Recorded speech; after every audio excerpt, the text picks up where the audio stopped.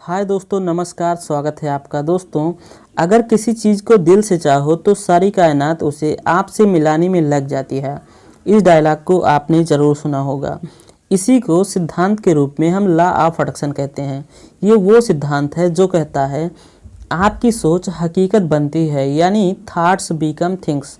For example, अगर आप सोचते हो आपके पास बहुत सारा पैसा हो तो सचमुच आपके पास बहुत सारा पैसा हो जाता है। और यदि आप सोचते हो कि मैं गरीब हूँ और गरीबी में ही जीता रहूँगा तो ये भी सच हो जाता है। शायद सुनने में थोड़ा अजीब लगे, पर यह सार्वभौमिक सत्य है। यानी हम अपनी सोच के बल पर चाहे जो बन सकते हैं। भगवान बुद्ध ने भी यही कहा था कि हम जो कुछ भी हैं वो हमने आज तक क्या सोचा है, इसी बात का परिणाम है। स्वामी विवेकानंद ने भी यही कहा था, हम वो हैं जो हमारी सोच ने हमें बनाया है। इसीलिए इस बात का ध्यान रखिए कि आप क्या सोचते हो। लॉ ऑफ अट्रैक्शन का सिद्धांत यह कहता है कि आप अपने जीवन में हर उस चीज़ को आकर्षित करते हो जिसके बारे में आप सोचते हो। यानी आपकी प्रबल सोच हकीकत बनने का कोई ना कोई रास्ता निकाल ही लेती है।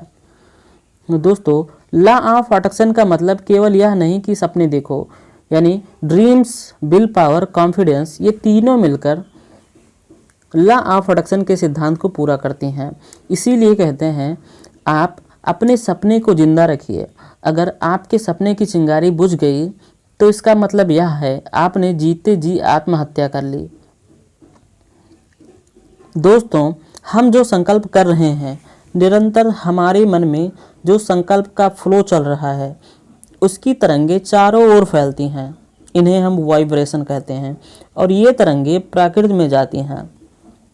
प्रकृति और इन तरंगों के बीच में रिएक्शन होता है और प्रकृति वही चीज़ें निर्माण करके कई गुना हमें वापस कर देती हैं।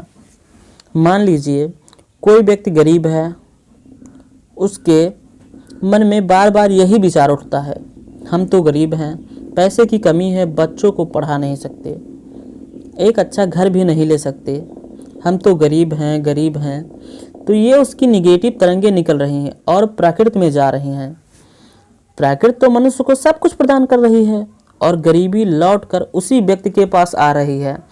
और यदि वह व्यक्ति यह संकल्प कर ले, नहीं मुझे गरीबी को मिटाना है, भले हमारे परिवारों में बाप दादा गरीब थे, मजदूरी करते थे, लेकिन मुझे इन गरीबी को मिटाना है, मुझे धनवान बनना है, तो यही संकल्पों का वाइब्रेशन पुनः प्रकृति में जाएंगे। तो प्रकृति विकर्ण करेगी और कुछ अवसर उठेंगे जिससे उसे धन प्राप्त हो सके। जैसे उसे यह फीलिंग होने लगेगी कि मैं सब कुछ कर सकता हूँ, मैं धनवान हूँ, चाहे उसके पास बहुत ज़्यादा धन ना हो। ये विचार प्रकृति में जाएंगे और प्रकृति हमें वापस वही चीज़ देगी। इसीलिए इस चीज़ के लिए हम बहुत सावधान रहें कि जो चीज़ हमें प्राप्त करनी है वही चीज़ हम प्रकृति में भेजें।